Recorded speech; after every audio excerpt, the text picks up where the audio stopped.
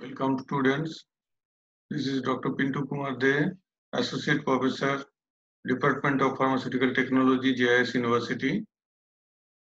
Today our topic of discussion is quality control tests of parenteral products. This topic is coming under the subject Industrial Pharmacy 1, and this lecture is prepared for the BPharm third year students, those who are in 5th semester. The objective of this course is to learn about the evaluation of parenteral products, quality control tests of parenteral products. This is coming under CO number 2, where our objective is to learn the formulation and evaluation of different dosage forms like tablet, capsules, parenterals, etc. Now we are coming to the evaluation of the parenteral products.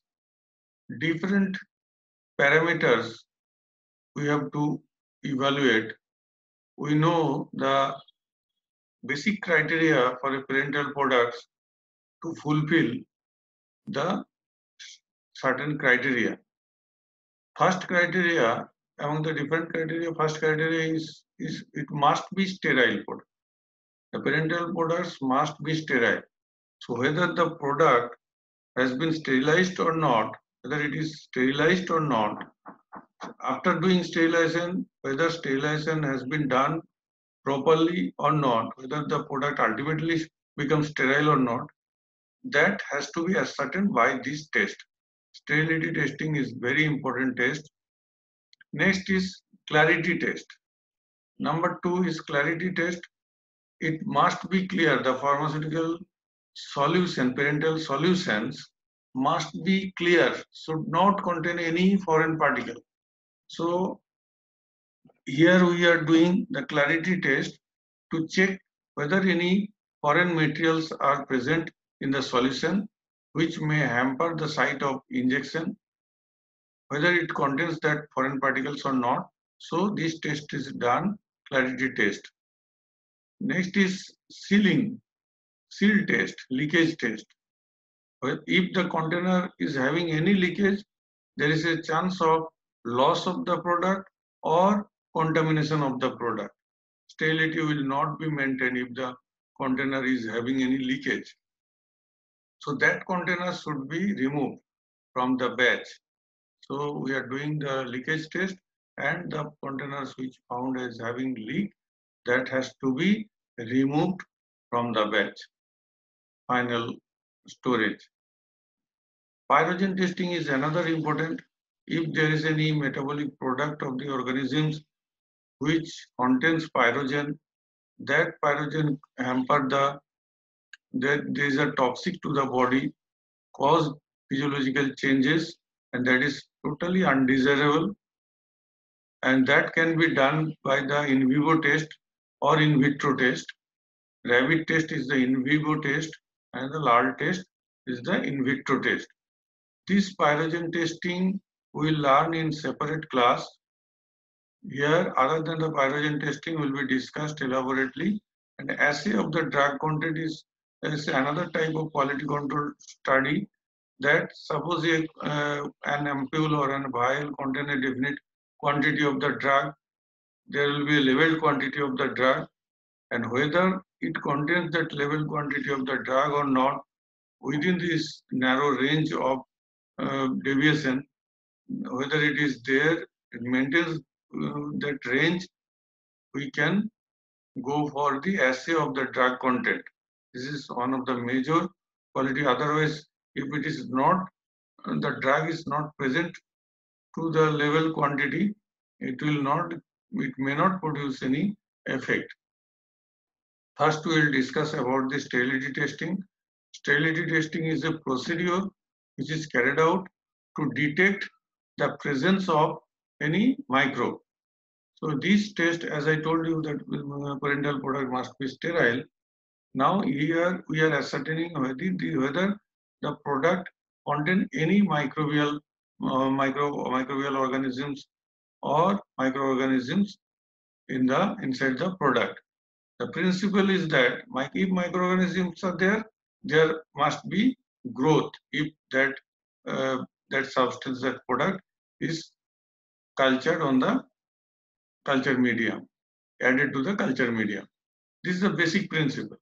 If it contains any microorganism, when it added to the culture medium, it will show the presence of microorganism, and that transfer should be done aseptically, because if you do it not maintaining the aseptic method, that contamination may come from the outside, and instead of product is sterile, that you may show the growth, you may see the growth of the microorganism that may not come actually from the product.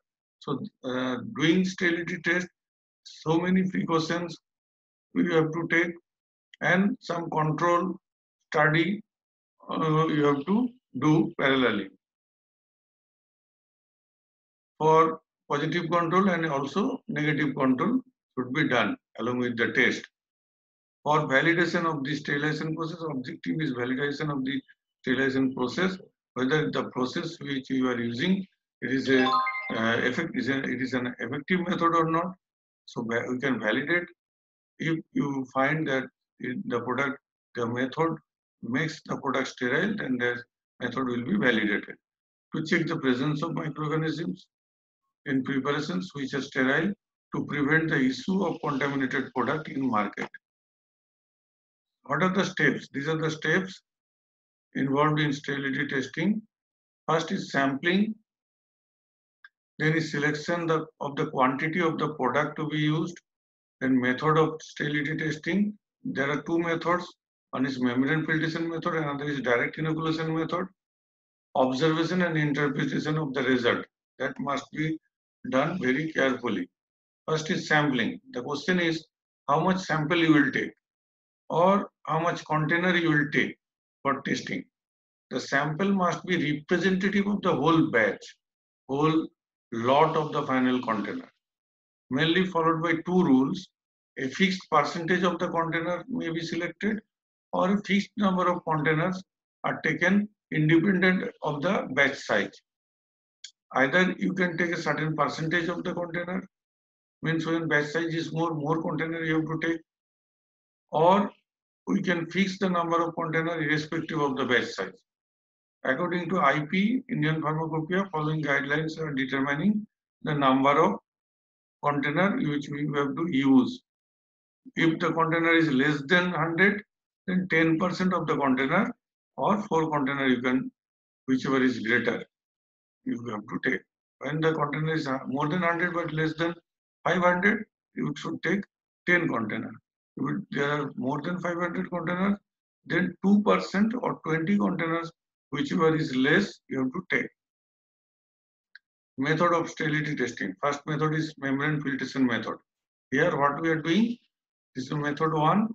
We are filtering the product. It is applicable for solution type of product. We are filtering the product through a bacteria-proof filter, organism-proof filter, and that filter is put into the culture media.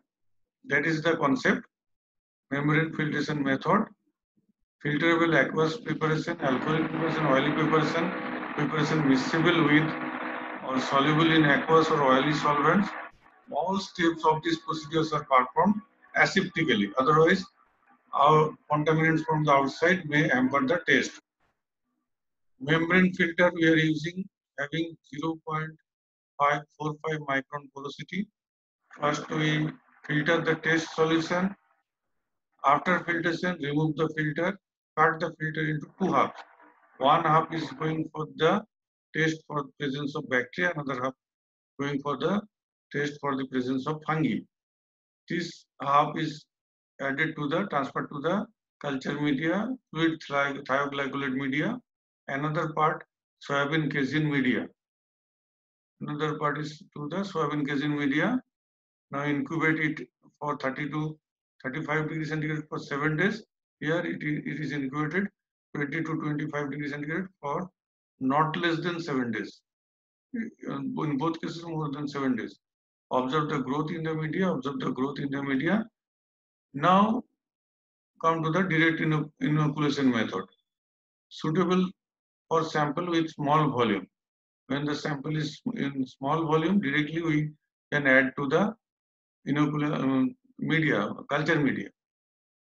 Volume of the product is not more than 10% volume of the medium. Product which you will add, that should be less than 10% of the medium volume. Suitable method for aqueous solution, oily solids, oily liquids, ointments and creams. Same solids are also can be tested for sterilization by this method. Direct inoculation of the culture medium, suitable quantity of the preparation to be examined is transferred directly into the appropriate culture medium and incubate for not less than 14 days. Here you have to incubate for 14 days. Now observation, come to the observation. Culture media is examined during and after the end of the incubation. Following observations are possible. First possible observation is there is no growth, so it will pass the test. If there is a growth, so retesting should be performed with the same number of sample volume or media, the original test. If no growth, then it will pass the test. If there is growth, isolate and identify the organism and retest with the twice number of sample. If there is no growth, pass the test. If there is growth, it will ultimately fail for sterility testing. Leakage testing, the sealed ampoules are subjected to small cracks which occur due to the rapid temperature change or due to mechanical shock. So whether this sealed ampoules having any crack during this filling or processing, then that should be checked. How?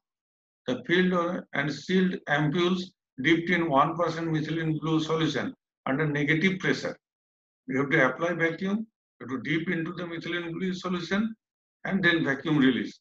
If there is any crack, hair crack also, the small that methylene blue colored solution will pass into the product and it will make the product colored.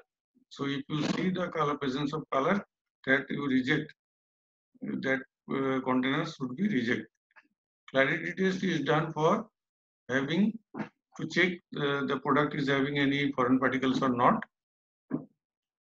So that can be done by visual method.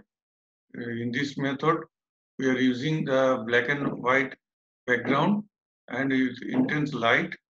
Once you check it against black background and then visually to the against the white background. If any presence of any particles shown, then that container should be rejected. Another method can be done, that is Coulter count method, which will count the particle and particle number of particle and particle size. Thank you for listening, and that pyrogen test will be discussed in a separate class. Thank you.